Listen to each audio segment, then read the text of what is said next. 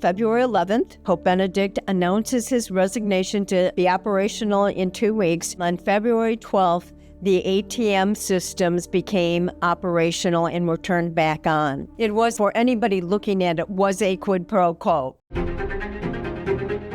Hey, my friends, welcome to the John-Henry Westen Show. You know, when we published at LifeSite the other day, the exclusive story about the Vatican court actually looking into the validity of the resignation of Pope Benedict XVI, well, it sparked a lot of interest. One of the people who reached out to me first was this lady, whom you're going to meet right now. You know her very well. Lawyer Liz Yore, a child rights activist who has been with LifeSite for many years, was originally one of the co-hosts of our Faith and Reason program. She did a deep dive trying to investigate what went on with the Benedict resignation and how that plays into what we saw the Vatican become, which was like a 180-degree flip from where it used to be. Liz, so good to be with you. Great to be with you, John-Henry. Thank you for inviting me. Oh, that's an honor for me. Let's begin as we always do with the sign of the cross. In the name of the Father, and of the Son, and of the Holy Ghost.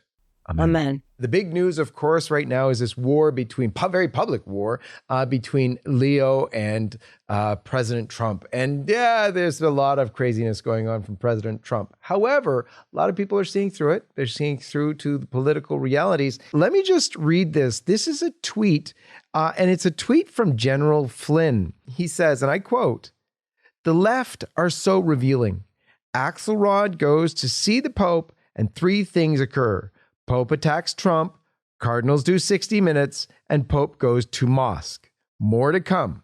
American Catholics better wake up." As I've often said, I was weaned on the Chicago Democratic political system, so this is all very familiar to me. This is familiar territory, and this is the Vatican, really. General Flynn is right. This is the Vatican doubling down and aligning with the Chicago Obama network constructed by the Marxist policies of Saul Alinsky and Chicago Cardinal Joseph Seamless Garment Bernardine, pushing the globalist policies of immigration, Muslim superiority, and globalist eco-terrorism. You know, and what my warning to Catholics is the clock is ticking down to Agenda 2030.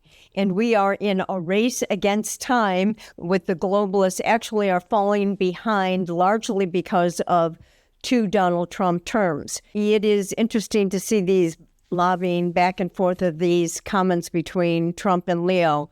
But I think we're going to see more of a ramping up of this in the very near future. That agenda is really the start of our story, because this story goes back in history now to 2012, even before 2012, but it's about the opposition to the globalist agenda that was coming not from a Donald Trump in the White House, because there wasn't one, but from one Pope who we all knew for the longest time as Cardinal Joseph Ratzinger, who then became Benedict XVI. Explain that for us. Yes, we learned that in February 2012, exactly 1 year before Benedict's shocking abdication, John Podesta and other Democratic operatives proposed a Catholic spring, a Catholic revolution, to install this Catholic spring to demand an end to, you may remember, the Middle Ages dictatorship within the Catholic Church. Pope Benedict represented the Middle Age dictator that Podesta and his Democratic operatives had targeted. He was clearly an obstructionist to their modern agenda. And what was interesting is I went into the WikiLeaks cables and examined what was going on between the Vatican and the U.S. State Department throughout the early years and middle years of the administration of Benedict. And what I found was that Benedict posed in many ways this clear and present danger. He was the 2030 agenda, which, as everybody may recall, in 2015, Soros announced that they were going to have a mass migration of Muslims into Europe. And it was essential that this move with ease, without any pushing back from the Vatican.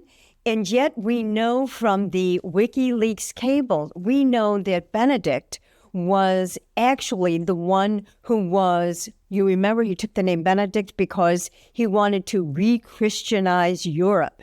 And he strongly criticized unrestrained migration in Europe. And that was duly noted by the State Department cables. Number two, he refused to sign the agreement with the CCP because he did not trust the Chinese operatives. And he knew, and these are in terms in the cable, he knew that the Chinese would violate the terms of the agreement.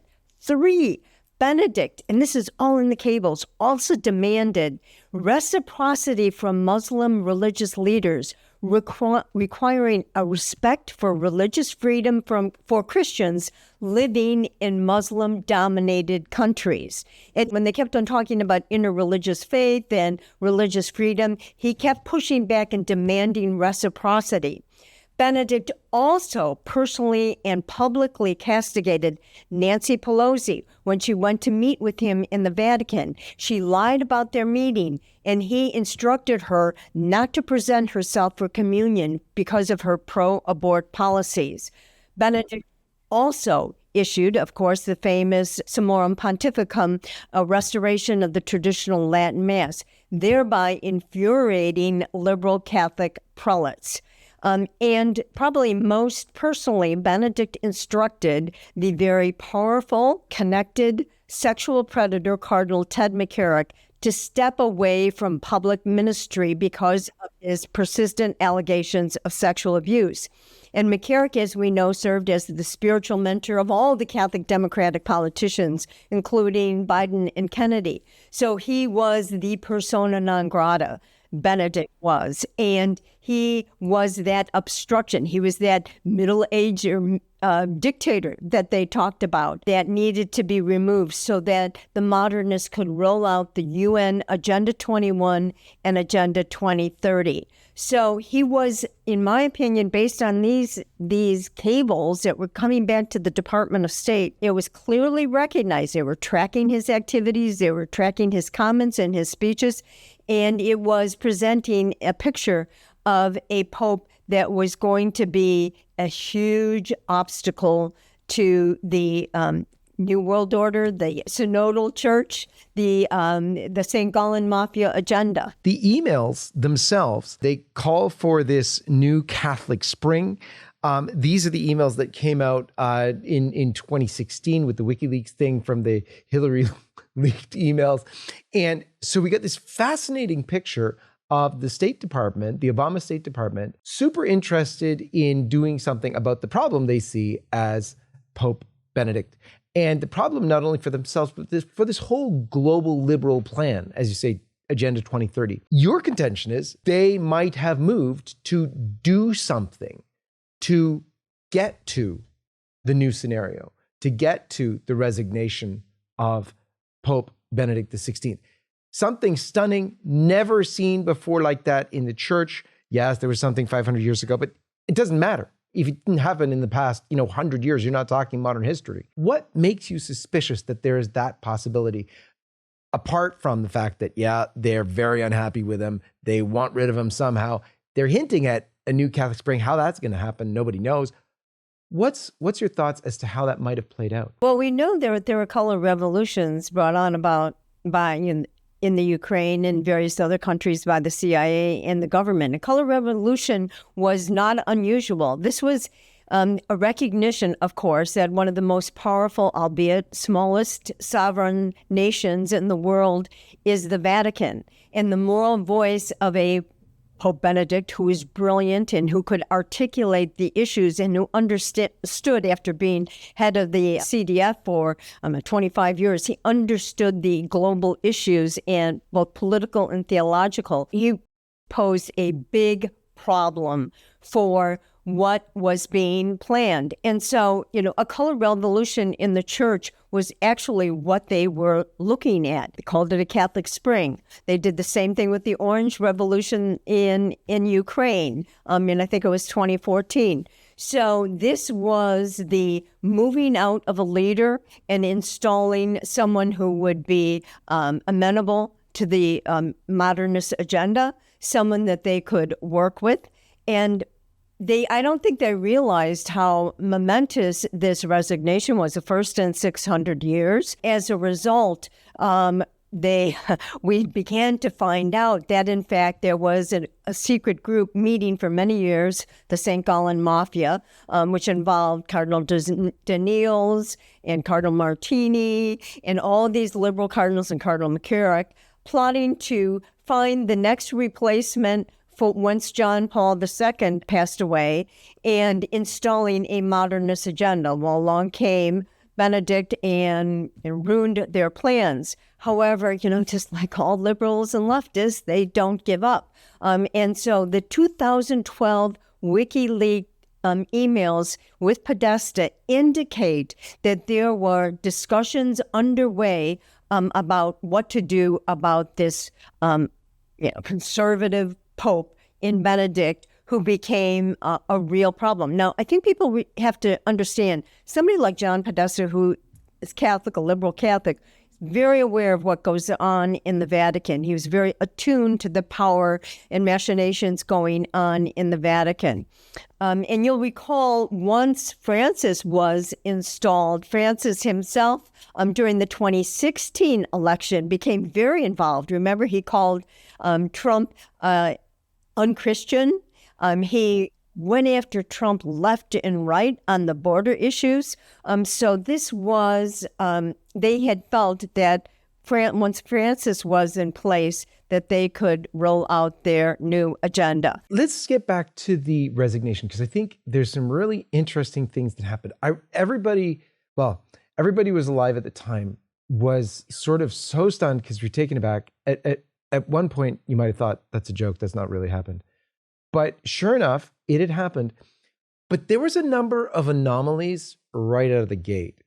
So for one, everybody remembered that right before Benedict became Pope, he said, pray for me that I don't flee from the wolves.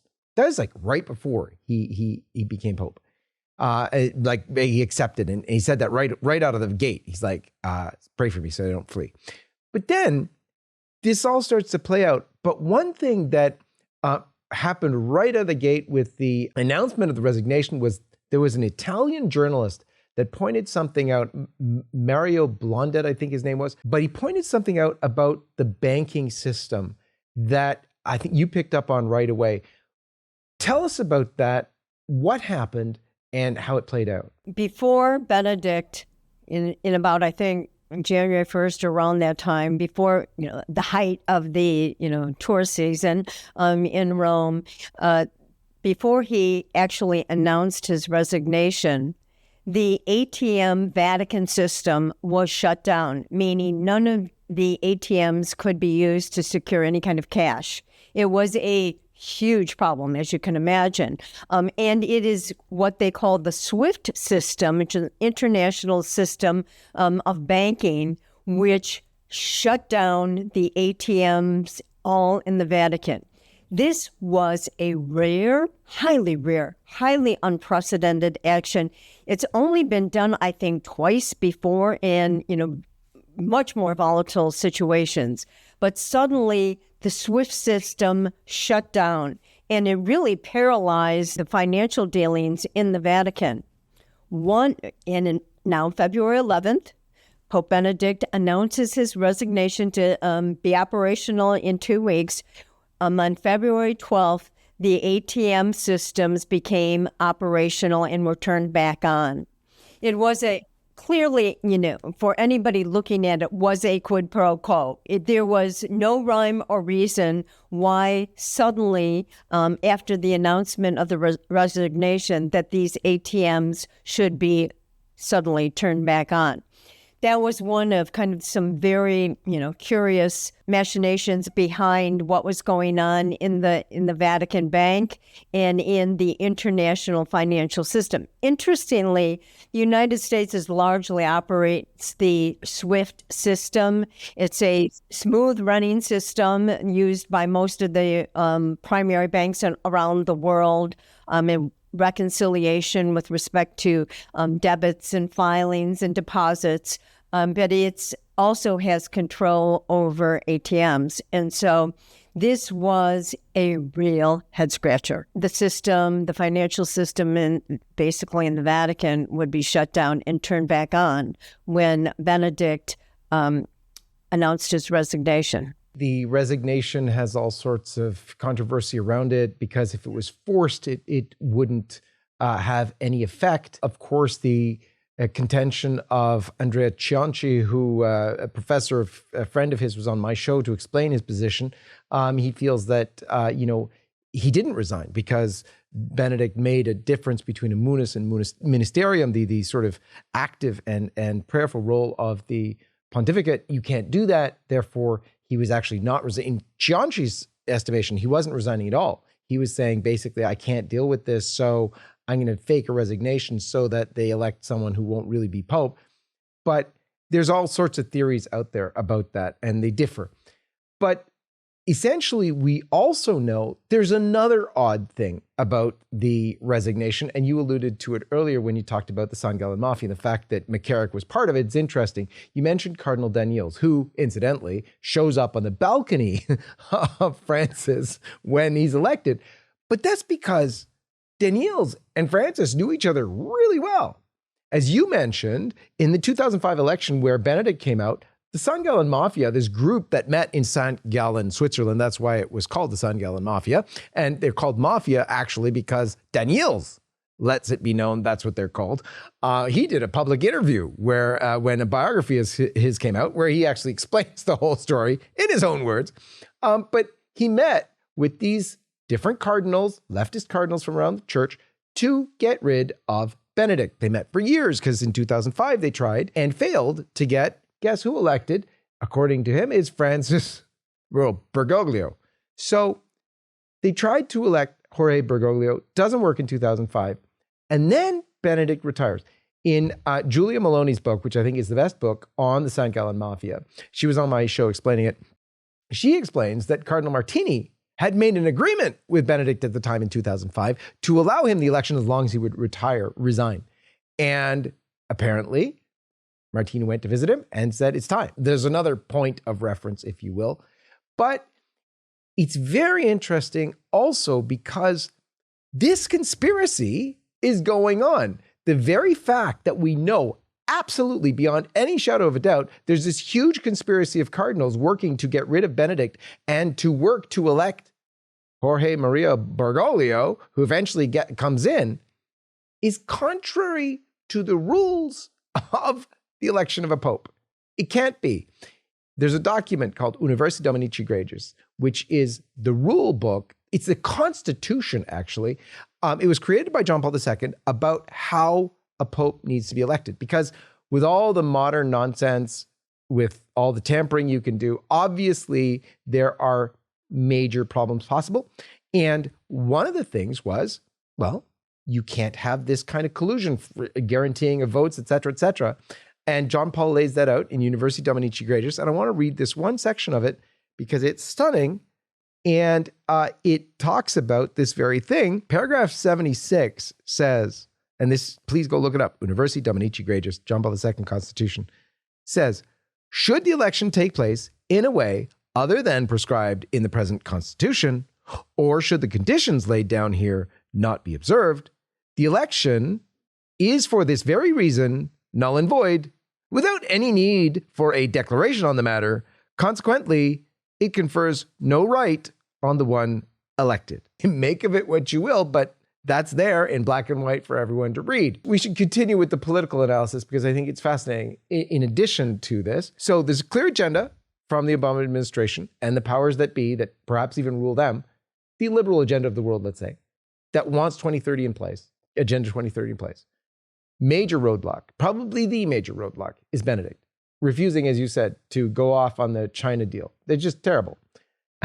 They're conspiring among the cardinals to get rid of Benedict. Then the very guy at the center of that conspiracy among the cardinals, Cardinal Theodore McCarrick, is also a useful tool of the Obama administration. Tell us how. McCarrick was a diplomatic envoy for both the Biden and the Obama administration, secretly conveying messages between the Vatican and Cuba secretly meeting in Iran. McCarrick was everywhere. He carried a U.S. diplomatic passport.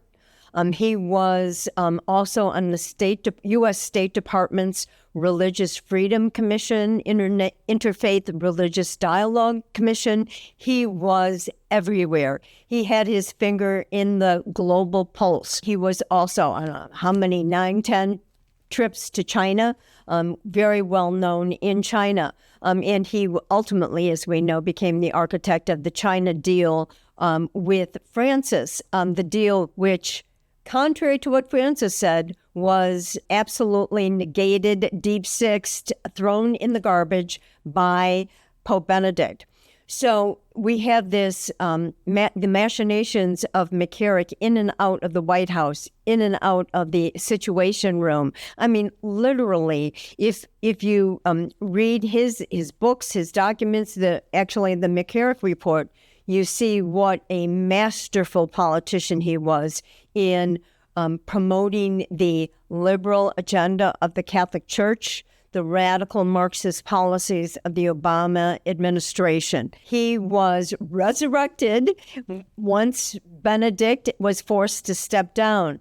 And I think it's quite interesting that they needed McCarrick in the second administration of the Obama team to continue these diplomatic envoy trips to cut deals in secret with essentially some of whom were enemies of the United States. For U.S. residents, creating a will has never been easier. Thanks to My Legacy Will, an online platform free of charge, you can now create your own will and choose to include LifeSite news in it.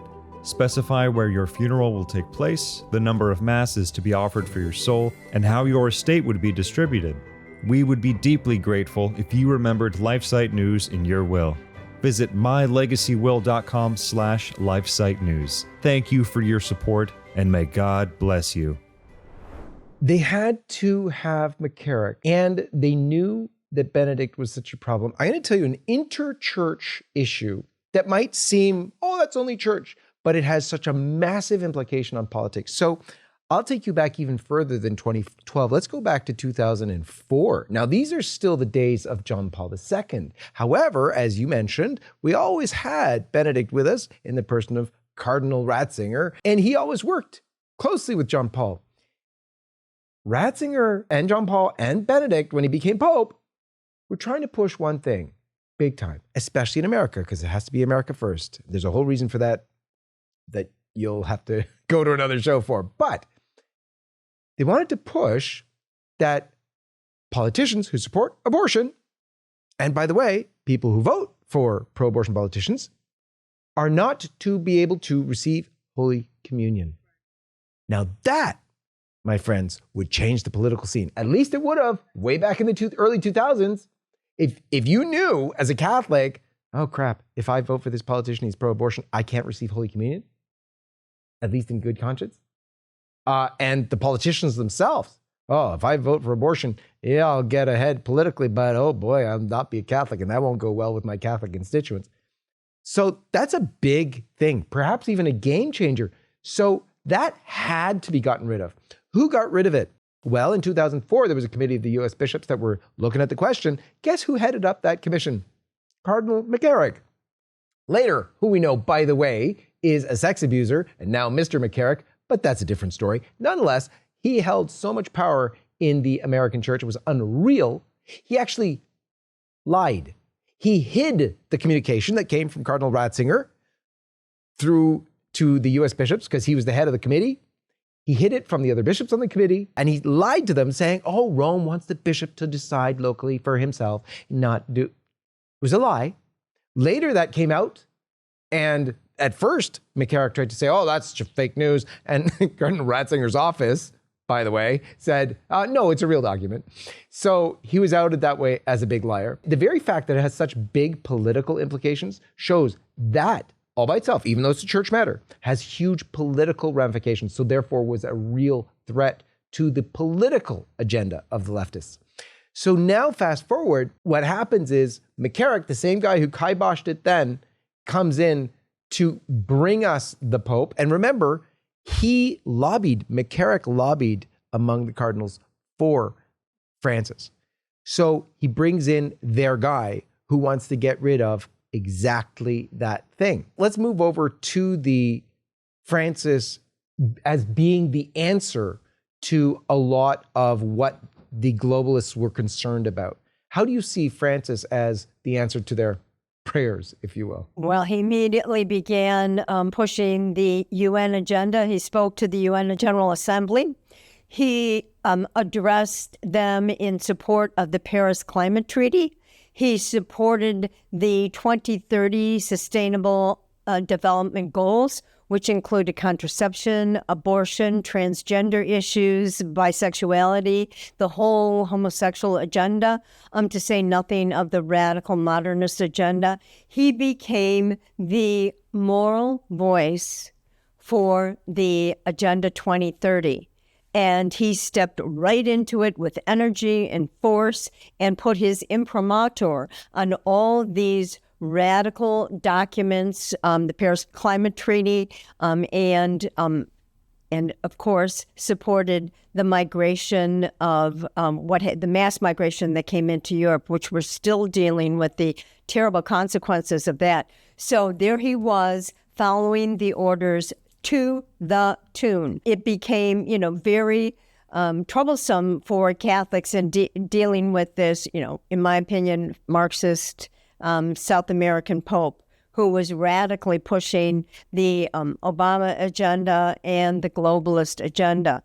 So he was everything that they wanted and more. Now, remember, folks, it's not only political, because the political is so tied to the moral. Remember, Pope Francis was the who am I to judge on homosexuality right out of the gate. So then later comes the meetings with James Martin and the whole revolution, which changes the church seemingly almost completely. However, there's a hiccup that's thrown into things in 2016 with the first election of President Donald J. Trump. And it's at this point, shortly after his election, that you intervened with a number of people to get some records out of the U.S. administration. Tell us about that. Despite Podesta and Obama and the Democratic Party's best efforts, Hillary Clinton did not win. Donald Trump won.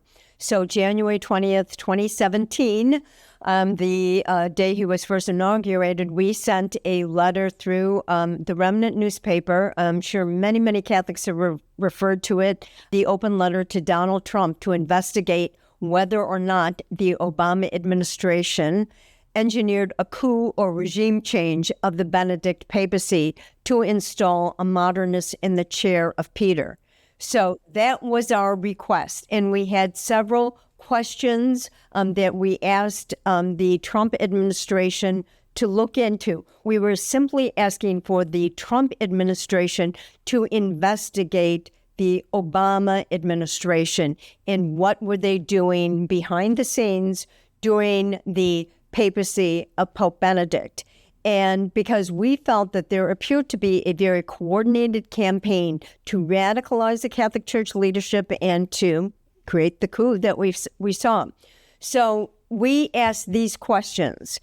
Now there was a lot of information, news reports coming up that the NSA, the National Security Agency, monitored the conclave over the years that elected Pope Francis. We asked that question: to what end was the NSA monitoring the conclave that elected Pope Francis? Number two, what other covert operations were carried out by the U.S. government operatives concerning the resignation of Pope Benedict and the conclave that elected Pope Francis?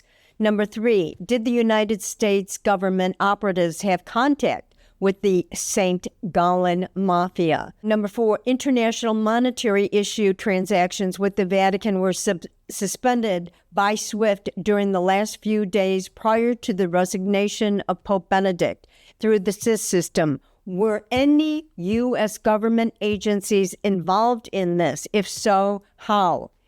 And a couple final questions. Why were international monetary transactions immediately resumed? What documents existed that turned the ATMs back on February 12th, 2013, the day that the sixth day after Benedict XVI announced his resignation? We did not believe that that was a coincidence. And what actions, if any, were actually taken by John Podesta, Hillary Clinton, and others tied to the Obama administration who were involved in discussions proposing the fomenting of a Catholic Spring? Finally, what roles were played by George Soros and other international financiers regarding the abdication of Pope Benedict? Now, John-Henry, I have to say that this letter had an enormous impact in the Catholic world. I heard from people Catholics from around the world, hoping and praying that the Trump administration would jump in and answer these questions. They had access to all these intelligence files. They could declassify these files. We were arguing a coup of the Catholic Church, and in opposition to rules that had been set down by Pope John Paul II. We sought an investigation, a search for records based on these questions. And should any investigation reveal that the U.S. government interfered inappropriately in a papal election, that should be immediately told to the Vatican authorities. However, we never received an acknowledgement or response from our 2017 letter to President Trump.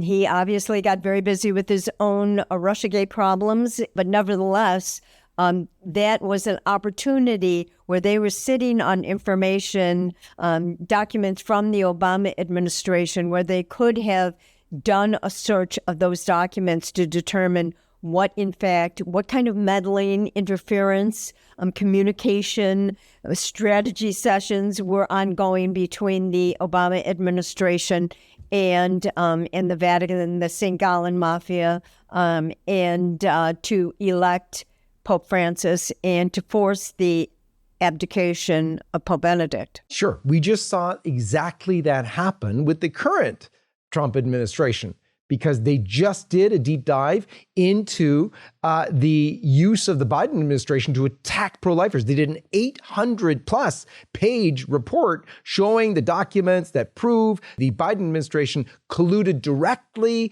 with abortionists to target Catholics, to target Christians, to target pro-lifers. It was unbelievable. And when you see it, you're like, oh my gosh, I can't believe it. Everything we suspected and worse is true. This is a 900-page report from the Department of Justice Civil Rights Division detailing newly uncovered documents that show direct collusion between former Joe Biden's DOJ and pro-abortion groups like the National Abortion Federation, and going after and targeting and weaponizing the justice system against pro-life advocates. And this report also details the use of undercover informants to infiltrate pro-life meetings and build cases against advocates. And it was a targeted, weaponized campaign using the FACE Act against pro-lifers. We know many pro-lifers, senior citizens, spent long months and years in jail because they were prosecuted unfairly, inequitably under the FACE Act. So this is not a fishing expedition. This is not some pie in the sky. We have not only the documents of the 900-page report on the pro-life weaponization under the FACE Act, but we also know, and you featured him on your show yourself, the weaponization against traditional Catholics by the FBI, that the FBI infiltrated Catholic Church, the traditional Catholic community, sent an intelligence memo around the United States to FBI offices targeting traditional Latin Mass going Catholics as radical extremist terrorists. This is what the Biden administration did in secret, unbeknownst to us, although we suspected, in order to take out conservative Catholics who they view, and this is important traditional Catholics to understand. They view traditional Catholics, Catholics who go to Mass, whether they're traditional or not, but weekly Mass goers, as the largest threat to the radical modernist agenda of the globalists and the radical lefts in the Democratic Party. They recognize that we, in their mind, are the enemy, and they have used all the weapons in government to put us under heel. And so that's why I feel very strongly that this is not a fishing expedition that we're going on with respect to what happened in the Obama administration while Benedict was creating, his agenda in the Vatican and really promoting his policies of restoring Christianity into Europe and around the world, and actually fighting tooth and nail in his own quiet, genteel way against the modernist eco agenda. Obviously, if the U.S. is and has done, and now it's known publicly, that they have done color revolutions and do the expenditure to have spies, if you will, go out to Catholic churches and do their research, surely they could have done that with regard to the papacy as well, especially considering it's so important in the estimation of the Obama administration, as is pointed out by the emails themselves. But some of those allegations that you made in the 2017 letter might seem extreme until, because I want to focus on this first one, until you actually see the evidence. So to what end was the National Security Agency monitoring the conclave that elected Pope Francis? What? But everybody's like, come on, were they really? Yeah, actually, yeah. So here, this is from the Los Angeles Times. Headline, magazine says NSA spied on Vatican, U.S. denies it. The U.S. National Security Agency may have spied on the future Pope Francis in the run-up to his election in March, an Italian magazine reported Wednesday. The NSA strongly denied the report, but without citing sources, Panorama magazine said the NSA intercepted calls in and out of the Rome residence where cardinals stayed before the papal conclave. And while, of course, LA Times is spinning that to be against Francis, guess what? It also works against Benedict. LA Times is not a junior newspaper. They're not going to report, well, some wacko Italian magazine said this. But not only is it on their credibility, also National Catholic Register, which we know is a very serious news outlet. Edward Penton, probably the best Vatican reporter ever. He had this to say in the National Catholic Register. Italian magazine says NSA listened into Vatican and Pope. The National Security Agency has been listening into telephone calls of the Pope and senior Vatican officials. An Italian magazine has claimed in an article in Panorama, which will appear on newsstands tomorrow, the NSA is reported to have allegedly taped the phone calls of Vatican officials and senior prelates before and during the conclave, as well as incoming and outgoing calls from Domus Internationalis residents where the Pope was living before his election. So in other words, that refers to Francis. But isn't that interesting? So these requests you're making for information from the Trump administration in 2016 that he got in, you're asking in 2017, they're questions based on what's actual fact. So, but then you hear nothing from them for a long time. And then you pursue this again last year. Why is that? What happened? Fast forward to April of 2025, myself and another signatory to the original 2017 letter submitted numerous FOIAs to the Trump administration. FOIA is a Freedom of Information Act. It's a request for information from the government regarding documents, emails, communications, correspondence that are in the possession of the government. The purpose of the FOIAs is transparency, it's openness in government, that we are the people, this is our government, we are entitled to know information. So this FOIA system is available to all citizens to ask government to provide information that we request, any kind of information that's submitted to the government. And so in April of 2025, once Trump got back into office, we submitted several FOIAs to the FBI, the Department of Justice, the State Department, the NSA, the Office of Tulsi Gabbard, the Treasury Department, all these relevant federal agencies that would have had information regarding the circumstances surrounding the abdication of Pope Benedict. We are not asking for Trump. This is not information under the Trump administration that the Trump administration created. These are documents that were created during the Obama administration. FOIAs under law are supposed to be responded to. It was a hefty request, but we just took that original letter because, frankly, John-Henry, nothing's changed. If anything, in the interim of the last 8 years or so, or 6 years, we have only been further confirmed that our hunch, based on the conduct of the Democrats who came into the Biden administration, that our hunches about what went on during the abdication and the conclave are ones that we should pursue. So those FOIAs went to the Trump administration. The Trump administration has responded acknowledgement of the receipt of these FOIAs, but has not responded substantively to any of these FOIA requests. And what is so frustrating is that, now we have this volley of words and war between Leo and Trump. The Trump administration, I'm convinced, has information that, for the sake of the Catholic Church and, frankly, civilization, will uncover the violation of church and canon law with respect to the abdication of Pope Benedict and the election of Pope Francis.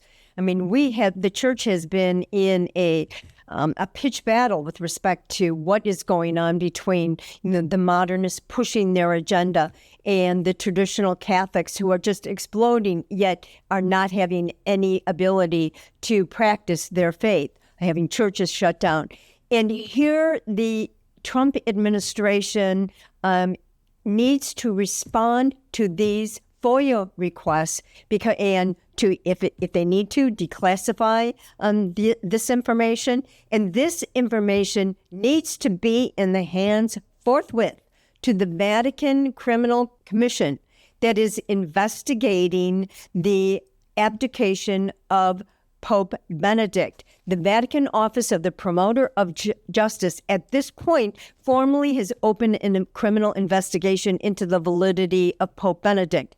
Now, it's 14 years later, mind you, and I frankly don't have a lot of confidence that the Vatican is going to, conduct the proper investigation. But I'm convinced that the Trump administration has information that is highly relevant and probative of this investigation. And this information needs to be in the possession of the Vatican. It needs to be disclosed to the Catholic world in order to ensure that a proper investigation for in memoriam, the Trump administration has got to submit all this information regarding the abdication of Benedict and the possible role of the Obama and U.S. government. I mean, if it's not there, it's not there, but at least look. And as I said before, this is not a fishing expedition. We know that the Biden administration covertly, but actively harassed and intimidated and strategized with enemies of the Catholic Church in order to bring down the American Catholic Church. And they were nearly successful. We recognize that Francis and Supich and Pritzker all shut down all the Catholic churches in America during COVID. They all mandated the COVID vaccine. They were all in lockstep. The Catholic Church was in lockstep with the globalists during the pandemic. And so this is not only urgency for the salvation of the church, but also for humanity. Because if we are going to continue to allow this radical globalist agenda push forward, take away our rights, enslave mankind, then without even bothering to look for the documents that prove that machinations were underway, that this whole scene was concocted, I don't know how much more I can do than to plead with the Trump administration to abide by the law, look for these documents, and bring some sanity and restore some civility and faith to the Catholic Church and some understanding about what happened not only during the really tumultuous years of the Benedict papacy, where he was just harassed and terrorized and frustrated in all of his efforts to restore the church, but also the pressure he was put under to resign. And so what's so interesting, John Henry, is we saw this week what happened. Why did Pope Leo meet with David Axelrod, the foremost political operative in America, Obama's campaign architect, who was pushed the political narratives of the American Democratic left? Axelrod, on April 9th, he met with him. He hasn't met with the President of the United States. And as Frank Walker of Canon 212 said, Leo went and hired a consulting firm to promote his politics. And why did Leo spend a 40-minute meeting with with the purported 2028 Democratic candidate for president, J.B. Pritzker, but not the President of the United States?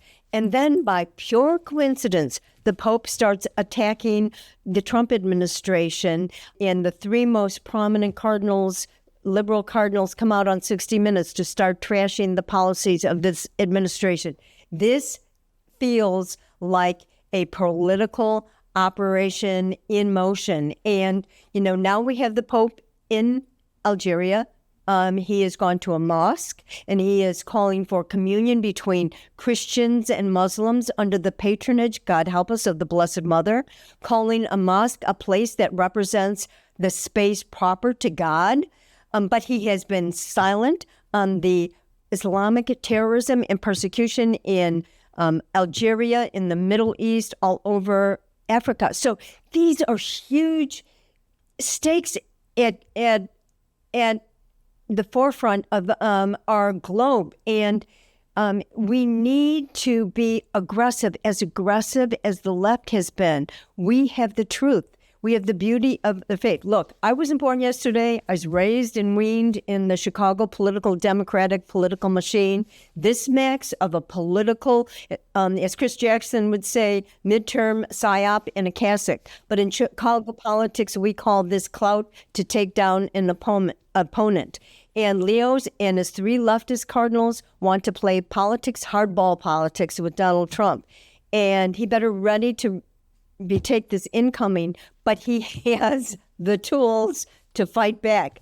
Not just his tweets, but the information the Trump administration is sitting on. To be honest, there's no better motivation, I think, than Trump has ever had in seeing that now the Democratic Church is trying to clobber him and the Republicans out of the midterms.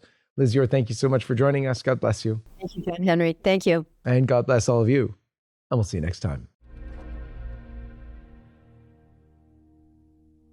Hi everyone, this is John-Henry Westen for LifeSite News. We hope you found this video insightful. For more content like this, be sure to check out the links in the description below. You can also follow us on social media to stay updated on the latest news concerning life, faith, family, and freedom. Thanks for watching, and may God bless you.